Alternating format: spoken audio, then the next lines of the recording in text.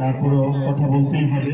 এই সংগ্রামী যে পদক্ষেপ আমরা নিচ্ছি সারা বাংলাদেশে, এই পদক্ষেপে যদি আমি বসে থাকি, আমি এত সময় ধৈর্য ধরে দাঁড়িয়েছিলাম এই জন্যই যেন আপনারা অন্তপক্ষে সভাপতি দাঁড়িয়ে আছে এই চিন্তাটুকু থেকে আপনারা একত্রে থাকেন, এজন্য আপনাদেরকে ধন্যবাদ দিচ্ছি। ধন্যবাদ দিচ্ছি আরো যারা আমাদের ছোট বোনেরা, মেয়েরা প্রথমেই বক্তব্য দিয়েছে। কে ধন্যবাদ দেই, গতকালকেও যে সুন্দরভাবে আমাদের অনুপ্রাণিত করেছে, আমাদের নার্স সমাজকে উজ্জীবিত করেছে, নার্স সমাজকে বিশ্বের মানদণ্ড দাঁড় করিয়েছে। আমরা যে নার্সিং পেশায় অত্যন্ত একটি মূল্যবান পেশায় আছি, মহৎ পেশায় আছি, সেটা সে তুলে ধরেছে। আমাদের আরো অন্যান্য ছাত্রছাত্রীবৃন্দ বিভিন্ন তাদের ভাষায়, তাদের প্রতিবাদের ভাষায় যেসব প্রতিবাদ করেছে, আমি সবার জন্য কৃতজ্ঞতা ধন্যবাদ জানাচ্ছি। আজকের উপস্থিত আমার সম্মানিত শিক্ষক মন্ডলী, উপস্থিত ছাত্র ছাত্রী ভাই বোনেরা, আপনাদেরকে আবারও ধন্যবাদ জানাচ্ছি এই জন্য যে আপনারা ধৈর্য সহকারে সেই 9 তারিখ থেকে বা তারও আগের থেকে আমাদের ছাত্র সমাজ যে এই বাংলাদেশে একটি পরিবর্তন এনেছে, সেই পরিবর্তনের দরকার ছিল। ঘুমে ধরা সমাজকে পরিবর্তন করার মাঝে মাঝে নিয়তি ডেকে আনে, সেই নিয়তি হয়তো আমাদের মাঝে চলে আসছে। আমরা এখন আমাদের নার্সিং পেশা নিয়ে চিন্তা ভাবনা করব। মাকসুনা নূর যেমনি ভাবে তার মুখের ভাষায় তার মনের কথা প্রকাশ করে ফেলেছে, আমরা যে নার্স, সেই নার্সিং সমাজ আমাদেরকে তিনি মূল্যায়ন করতে চায় না। আমরা যদি সেই ইতিহাসের একটু পিছনে দেখি, আমরা সেই স্বাধীনতার পূর্ব এবং পরবর্তী সময় আমরা নার্সিং সেবার যে সেবা দিয়ে গেছি, তার পুরোপুরি আমরা বাংলাদেশের সমাজ মানুষ জানে। কারণ আমাদের এই নার্সিং সমাজ থেকে অনেকেই কিন্তু তখন মুক্তিযুদ্ধে আহতদের সেবা করেছে, মুক্তিযুদ্ধ করেছে। তো সেই মুক্তিযুদ্ধের বিনিময়ে আমরা আজকে স্বাধীন বাংলা, আর পর্যায়ক্রমে আমাদের যে মুভমেন্ট, সেই মুভমেন্টের মাধ্যমে আমরা আজকে এই পর্যায়ে এসেছি।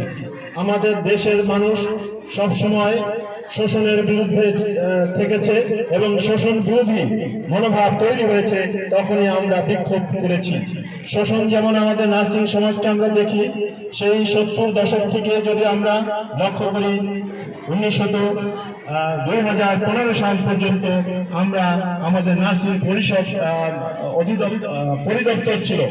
সেই পরিদপ্তর থেকে আমরা জানি আমাদের 4 জন খলিফা নার্স ছিলেন। খলিফা বলতে 4 জন মূল পদের এই পরিচালনার দায়িত্ব নিয়েছিলেন।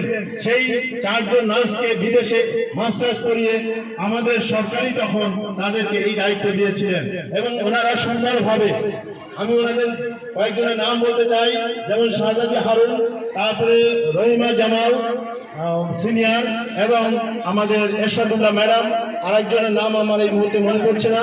এই 4 খলিফা নার্সিং সমাজকে প্রতিষ্ঠিত করে আমাদের এই পর্যন্ত নিয়ে আসছিলেন।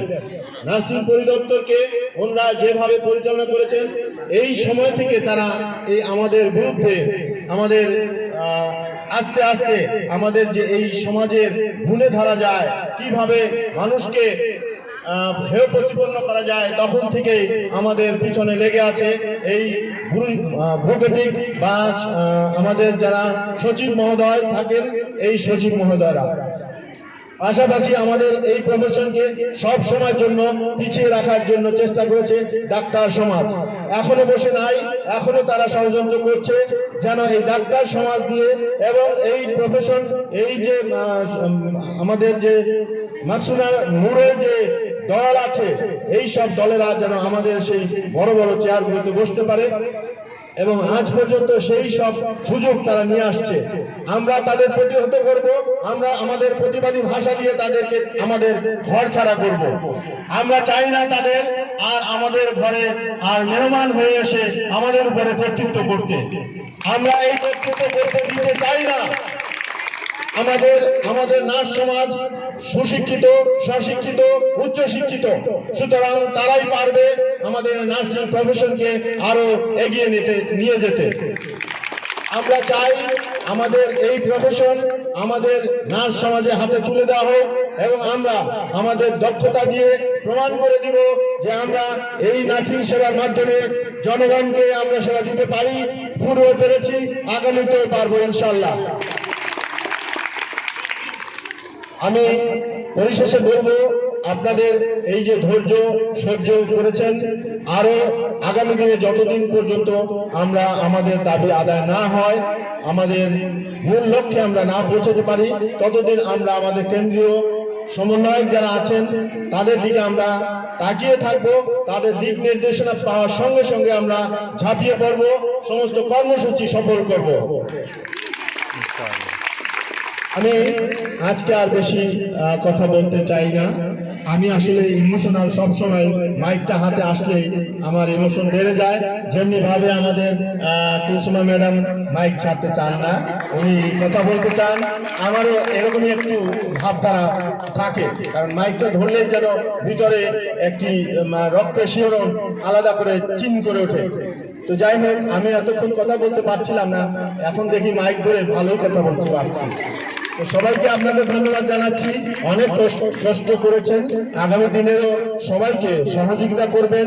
আমরা মনোবল হারাবো না, আমরা ইনশাল্লাহ আমাদের দাবি আদায় করে ছাড়বো। তো আগামী আমাদের কর্মসূচি আমরা জানতে পারলেই আপনাদের বিভিন্ন প্রতিনিধিরা আছেন, আপনাদের মাধ্যমে আমরা জানিয়ে দেব। আর আমাদের এই নার্সিং সমাজের যে সমন্বয় এবং আমাদের যে এই মিলিত একটা মেলা হয়েছে, এই মিলন মেলায় যেন আমরা সামিল থেকে আমাদের এই লক্ষ্যে পৌঁছতে পারি, এই বলে আপনাদের সবাইকে ধন্যবাদ জানিয়ে শেষ করছি। ধন্যবাদ।